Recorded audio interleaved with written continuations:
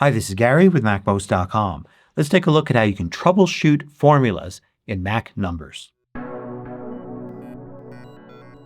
Now when you're working with formulas in Mac numbers, it's important to know how to troubleshoot them when there's trouble. For instance, here in this sheet you can see I've got two errors here. So there are two formulas that aren't working. The first thing you should do when you see one of these error indicators here is click on it to see what the error is.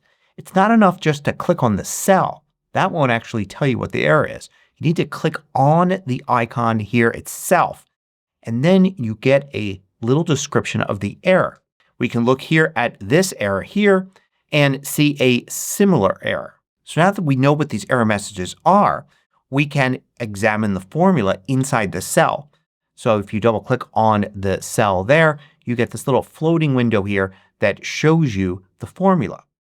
But more importantly, you also see the references. Notice the two references inside the formula are color coded and they match references here in the table.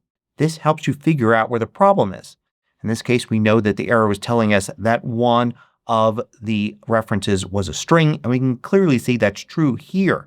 The first one references oranges. We want to multiply price times amount to get a total, but it looks like we're multiplying product times price to get the total. So now we know where to fix the problem. You can actually click on the reference here in the formula and then click on the cell to change it. And I'll click on this reference here and click on that cell to change it. And now I get the correct result with no error. If you're ever having trouble with these cell references because they're using the column and row headers, such as the word price and the word amount and the dates there, you can switch things to see the exact cell references by going to Numbers and then Settings and then look for Use Header Names as Labels. Switch that off. And now you'll see C3 times D3 instead of the column and row header names. With a lot of tables, this could be the best way to do it, especially if you're repeating values in the headers.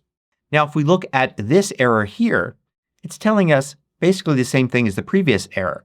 That it expects a number but the cell amount and 43 gives us a string. But to you it may look like a number. That doesn't mean it is. For instance here there's a kind of a giveaway. You can see a space between the two digits. If I select the cell here, you can look at the bottom left corner of the numbers window and you could see there an indicator of what type of data it is. In this case it says text. Notice if I select the other cells with numbers it says actual in them. But if I select anything with text like here it shows text. So in this case it thinks this isn't the value 80 but is text 80 or in this case 8 space 0. This can often come up if you import data from a different file type. Sometimes it looks like numbers to you but actually comes across as text and you would see text down here. In that case what you need to do is go in and correct this. If you don't know what's wrong you could just simply retype it like that and now you could see it correctly sees that that is an actual value of 80, not text. It's common to get this with dates as well. It sees the date as text rather than an actual date and you need to reformat it or retype that text for it to work. If you find these videos valuable, consider joining the more than 3,000 others that support MacMost through Patreon. You get exclusive content, course discounts, and more. You can read about it at MacMost.com/Patreon. Now another issue with having the headers as the references for cells is it's hard to figure out what to type. What exactly do you type to get price 4226 here? Well, if you were typing, you would type the cell reference. So C3 times D3 like that and you can see it shows you the header values here now. But that could be confusing sometimes and especially if you're using cells from multiple tables. It's hard to do. So it's better to never type a cell reference. Instead click to do it. So click here, then type, say an asterisk for multiplication, and then click here. And that way you know you're getting the correct cell. Here's another example of this. I want to multiply the price times the amount but then add sales tax to it. So I'm going to type equals to start a formula here. And then I'm going to click on this cell and then asterisk for multiplication, then this cell, and then I wouldn't be sure what to type to reference this cell in a different table. But I don't have to. I can click on it. What I'm going to do is multiply and then the left paren 1 plus and then the percentage here. So I'm going to click here and you can see it knows what to insert. So sales tax : A1 for that. And then I can close the parenthesis and this will give me the price times the amount times 1 or 100% plus this percentage to give me the total after tax. And you can see that works. And now to get this working in these other cells, I should be able to copy it and then paste it in these and it should give me the correct answer. But it's going to give me an error. So I want to see what that error is. And it says this formula contains an invalid reference. Now this may be hard to figure out at first. Let's go and use the formula here to see the reference. And I could see that this value matches here, this value matches here, but this value doesn't match anything. However, if I go back to my original formula that did work, I could see that this value and this value match as expected. This value matches here. So what's happening when I copy and paste to the next row below is it is moving everything down one row. So these two references move down to these two. And this reference also moves down to the next one. But there's only one cell here. Matter of fact, if I were to expand this table and then copy and then paste, I could see that it's referencing this cell right here, which isn't what I want.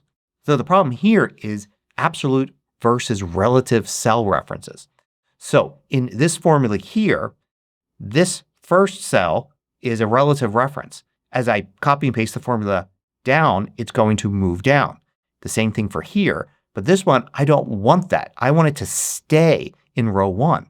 So I'm going to click the little down arrow next to the formula here and say that I want to preserve the row. And you'll see it puts a $sign in front of the 1.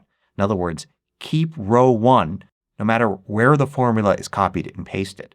So now when I copy this cell, paste it here, the references for these two move down, but this one does not. I could paste it here as well. And these two references move down, but this one does not. Absolute versus relative referencing is probably the #1 reason for formula errors. So be sure you understand it. Now another problem is when you're using a function and you get the function wrong. So in this case, I just want to take these amounts and convert them to euros. So if I look at the formula here, I'm taking the amount and multiplying it by the currency exchange rate. I'm using currency to do that. And I discovered that by searching here on the right and looking for currency. And then I simply typed USD and euros, but it's giving me an error. And the error itself just says syntax error. It doesn't give me much information. So what you want to do here is you want to look up the function and read very carefully what it says. In this case, you can see it's currency1, comma currency2, and the third parameter is actually optional. So far it looks like we're doing the right thing. Then we want to scroll further down here and look at the notes. And you can see currency codes are defined by, and then that gives you a standard. So you could search for that to see if the codes are right. And you'll find out that euros is not the right code. It's EUR. If we search down further, we'll see examples and we'll see, oh, these have to be in quotes. As a matter of fact, way up here at the top, it says the currency code for the currency. You can see here it says a string enclosed in quotation marks. So let's make the corrections based on what we've carefully read there. I'll add quotation marks around that. I'll add quotation marks around this. And I will change it to match the standard like that. And now the error goes away and I get the right result. When somebody asks me a question about a function that isn't working properly, I'd say 95% of the time the answer was there in the description of the function all along. But what about when you have a more complex formula with lots of different functions and references and it's not working right? There are a couple of strategies you should use to fix it. So as an example here, I've got this table that gives me prices. And I've got products here on the left and then days of the week in columns. The idea is every product has a different price on each day. Then I've got some sales here. So I've got the product. I'm going to get the price from this table. So it should use the date to figure out the day of the week. It should take the name of the product and look it up. In this case, April 1st was a Wednesday and this is apples, so 52 cents. It gets it right. This is the formula for it. You can see it's pretty complex. So what if it was getting it wrong? Let me show you some strategies for dealing with that. First, when you've got something complex like this, you should build it step by step. Or if you already have it built and it's not working, you should deconstruct it. So the index function is going to take two numbers. In this case, it's going to take 2, the row number, and 5, the column number, to get 52 cents. How's it going to get those numbers? Well, it's going to use match functions. It's going to match the product name, and you can see how the color matches here, with column A here in this table. So apples, oranges, peaches. And it's going to match it here to row 2. Let's make sure that it's working by removing everything except that one match there. We're going to simplify it. Just match the product to the list here that's the header column. And we could see here 2. It's getting it right. So that's good. Now we could just use Command Z to undo. Now let's go back in here. So let's get rid of everything else except the second match. And the second match is a little more complex. It's going to take the date here and run it through the day name function. And then it's going to take that day name and then it's going to match it against the header row there. Let's check the day name out first to make sure it's doing it right. So we go down to the smallest piece here and it returns Wednesday. So we know that part's working. So I'll undo again and now I'm going to check out the entire match part here like that and see if the Wednesday we know this gives us will indeed give us a 5 from here. And it does. So we can now again Command Z to undo and we know this entire thing will work. But if there was a problem we would have spotted it by deconstructing it like that or by building it one step at a time and checking the result each time. But here's another technique you can use for this. If you suspect something isn't working, you could just try replacing a piece with a hard-coded value. So for instance, to rule out whether or not day name is working correctly, I can just type Wednesday there. And so if day name wasn't working right, I can now get the right result. And if it had the wrong result with that in there, we know that the problem lies within that part of the formula. You can do it with this whole match section here and basically say 5 and then this one as well say 2. So we could check whether or not the index function is working by specifically giving it this range here and 2 and 5 and see if it returns the right value. And we can go in and test other values as well. What if it was Thursday, 2 and 6? And we could see it gives us that result. So there are a whole bunch of different techniques for troubleshooting formulas. And remember, there are actually 2 types of errors. One where you actually see an error mark on your spreadsheet and you can see what the error message is and work from there. The other type of error is when it actually gives you a value, but it's the wrong value. Use the same techniques to figure out what's wrong with those kinds of problems as well. Hope you found this useful. Thanks for watching. Want to know about every new MACMOST video each week? Sign up for the absolutely free MACMOST email newsletter at macmost.com/newsletter.